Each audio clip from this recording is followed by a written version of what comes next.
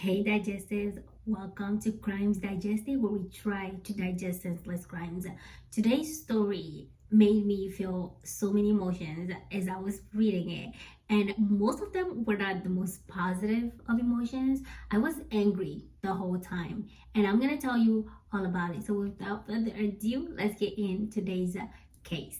Most of the time, when someone is in a domestic violence relationship, and something happens to them, a lot of people question why they didn't do anything to prevent, like, making sure that they're okay. Most people love to victim blame and ask why the victim didn't take precautions, why they didn't do stuff, place certain things in the way of them being hurt. And today's story will make your blood boil because Tonie was let down by so many people in her life. It's not even funny. Not only was she let down by the person who claims to love her, she was let down by the justice system, and she was let down by the police. Who is Tonie? She's a beautiful woman, actually, very, very beautiful. I was like, oh my God, she's so cute. And she has a 21-month-old daughter at the time of her passing. She seems to be one of those people that people can't think of anything else to describe her other than she's just a nice person. She's just so nice. When you see her, you can tell, like, she just radiates niceness. Her face just shows, like, she's one of those people, you see them and they just look so innocent. You don't know how else to describe them other than nice. And that's how everybody describes her. She meets Barry. Barry Wells was 29 when she met him, and she was 22. They hit it off right away. He proposes to her at the beginning of 2017, and apparently, allegedly, in a takeout box. We're not judging here, but depending on where we are in our finances, and my man proposes to me, if you don't have any plans for a fancy dinner, and I'm saying, like, I gotta know we're in financial strain, okay? But if you can plan a fancy dinner, just put the ring in your pocket. Why are you putting it in a takeout box? But maybe I'm just a little shallow, okay? I might be a little too extra. That's just, call me whatever you want to call me. But he proposes to her in the beginning of 2017, and she accepts the proposal. She was really happy about it. Everyone who knows her knows that she just loves to share her beautiful moments with the people around her. So she posted on Facebook that they're engaged, and then weeks later, things moved very fast from that point on, okay? Weeks later, not even that long after, they get married. They're living in Sterling Place apartment in Crown Heights. It's a brown house that, I mean, most of the time in New York, if you live in a brownstone house, you got a little moolah, you know? I'm just saying. And the neighbors say that their area is pretty quiet. So I feel like they live in a pretty good area. Somewhere where you want to raise a family, you know? And literally 8 months after they got married, she's pregnant. She posted on Facebook. She tells everybody, she's boasting about it. She's gushing about her man. She's just in love. But with every good thing, there's also the bad, because she had just called the police on the man who is supposed to be her partner in September, and they came to see what was going on. Turns out he was abusing her. He was assaulting her physically, and he gets locked up. This man gets out that very same month. I don't even think he was in jail for that long. He gets out on a bail, a $5,000 bail, and she decides, I need to protect myself, not only for me, but also for my 2-year-old daughter, like my 21-month-old daughter. So she gets a restraining order against her husband, and it seems like he wasn't happy about that. It seems to me, based on my research, that she was trying to leave the home to go to like a battered women's like shelter, and he was not happy about this. So on the 27th of December 2017, she's heard arguing with her husband by the neighbors. The neighbors can hear them like going at it. They're just yelling at each other. You would not imagine those two just tied the nuts like several months ago. They were going at it. And the neighbors can hear the 21-month daughter, the baby, crying. So they open their doors to see what's going on, and they see the little girl sitting outside the brownstone crying. So the neighbor takes the little girl in. It feels to me like this is not the first time. The way that even the little girl was like, well, at least somebody's looking out for me, and she just followed the neighbor. I feel like that's not the first time this happened. But with all this noise, the neighbors are like, okay, we need to do something about this, because again, this is a very quiet area. He is yelling at her, she's yelling back, they're going back and forth. It sounds very aggressive. So they call the police, and the two men who were dispatched to the house were given the address. They were explained, like, it was explained to them the situation at the home, and they drive up to the address. They sit in their patrol cars, and then they call back and told dispatch that there was no need for concern. There is no distress. They didn't even step out of the patrol car, okay? They sat in their cars, probably ate some donuts. I don't know. I'm pissed off about all of this. But anyways, they sat in their cars, and then they called dispatch, and they're like, yeah, there's no need for concern. Everything seems fine here. They never even went up to knock on the door to see what's going on. The neighbors waiting in anticipation. They're waiting for the police to come, or at least they're waiting for the fight to be over. And then they hear a thud. The moment they hear the thud, everything goes silent. The neighbor who had the little girl decided to go and check up on the pregnant woman and return her daughter. She's probably like, okay, I guess you can go back to your mother now. She approaches their apartment and she knocks. There is no answer.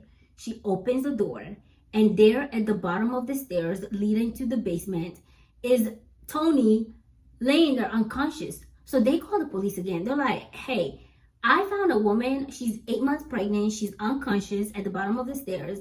The police come. They looked around, and immediately they ruled it a possible homicide. They said, we don't know exactly what happened. We don't know for sure if it's a homicide, but it looks like a homicide based on the bruisings on her body and also based on the bruisings on her neck. They automatically just felt like there's more than meets the eye to the crime scene.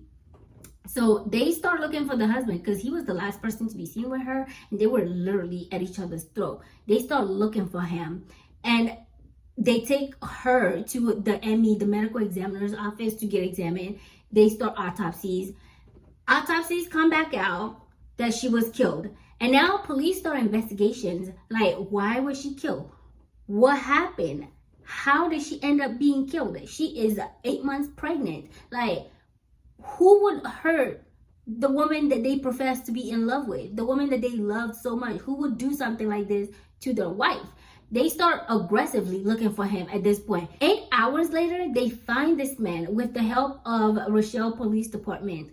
And they start looking into his relationship with his wife. Come to find out, he was just in prison 3 months ago for assaulting her. There was no doubt that he was the suspect in her murder, because now it's very clear that she died. The MEs came out with the autopsy. They said that she died from asphyxia and strangulation. So it's very clear, no question about it, that he killed his wife.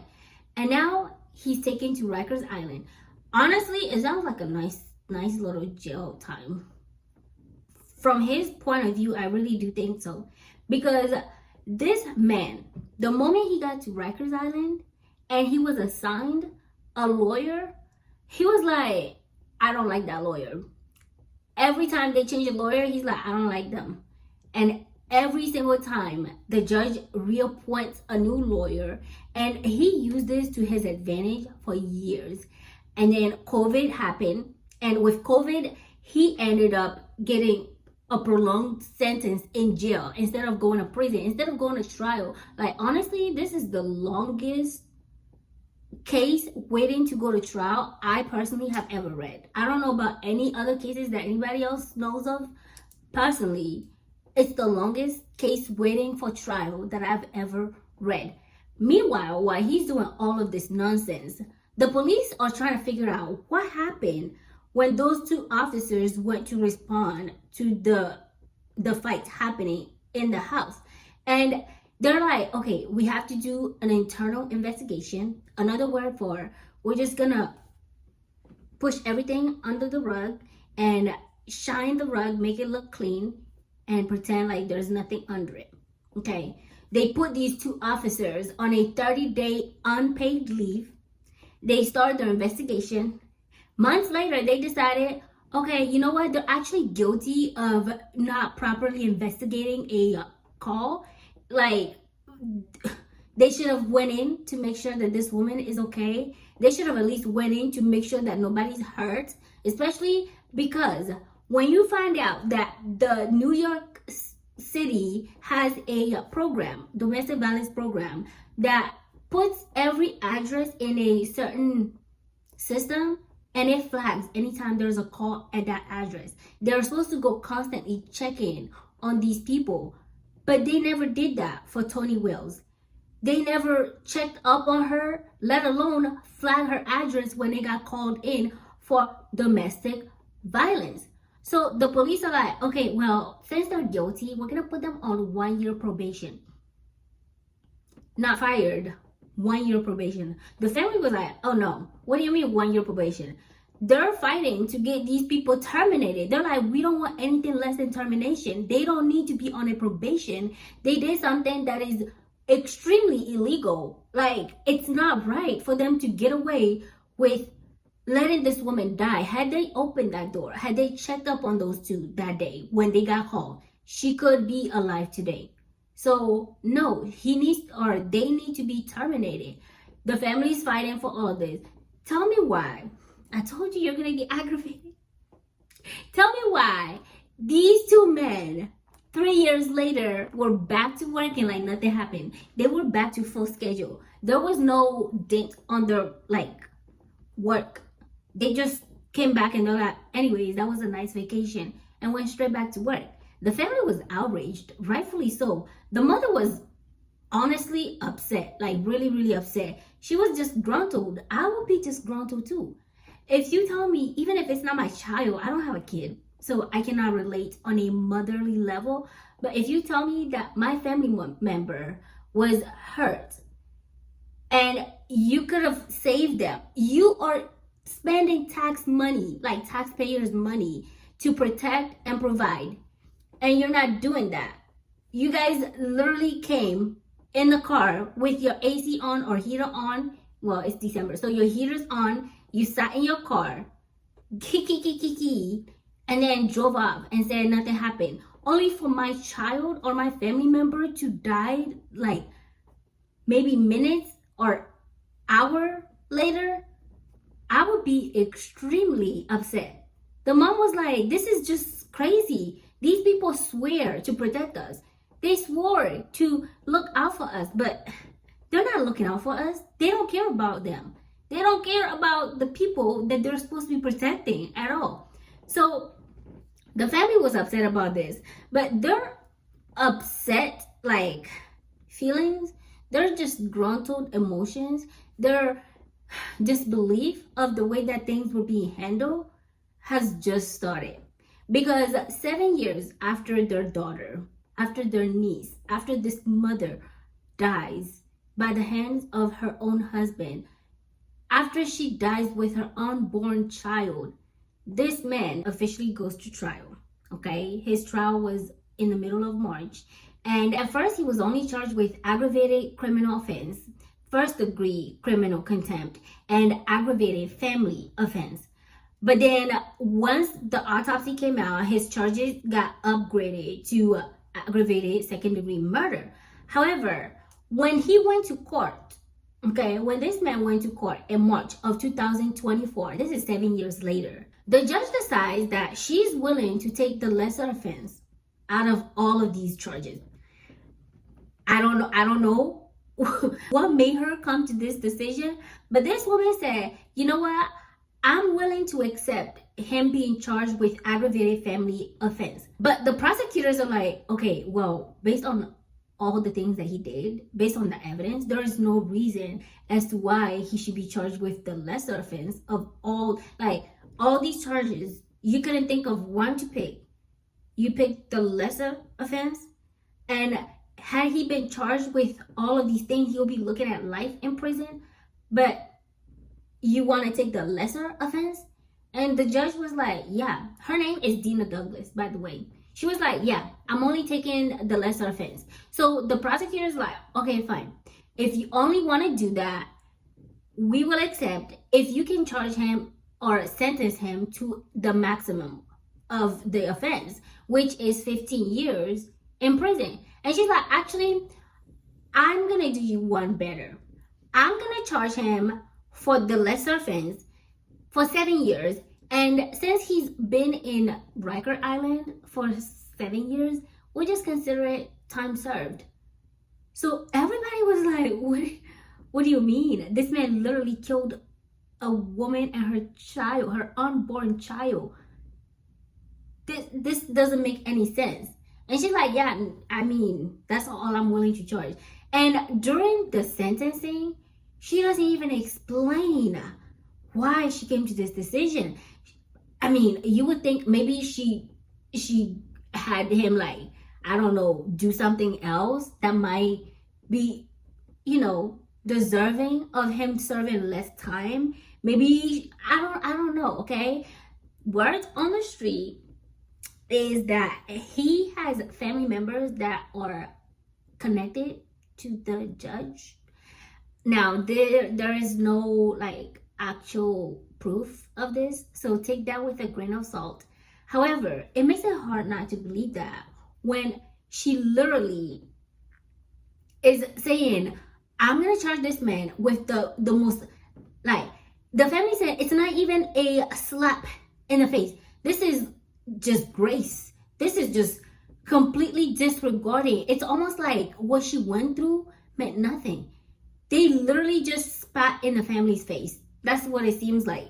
And the family was really upset. They're like, our daughter, our niece, the mother of this child, who is now 8 years old, and she grew up without her mother because this man took her mother from her. This makes no sense, especially when you find out that Dina Douglas, the judge at the time, used to be a supervisor at the Domestic Violence Bureau in Brooklyn District of Attorney's Office. Like, if anyone would understand what a domestic violence, like, effects have on families, on the person being, like, abused, on the people around them, on their immediate family and extended family, if anyone will have a good understanding of that, it will be her, because she saw it every day. But she acted so callously and cold, and she's a judge, so I don't want to get sued. I'm gonna say allegedly. However, the callous manner with which she just treated this woman's death, and she's like, yeah, he can just, it's okay. That's wild to me. That's very, very wild to me. And I don't know how anyone can see this case and just be like, oh yeah, it's chill. It's not. That's crazy.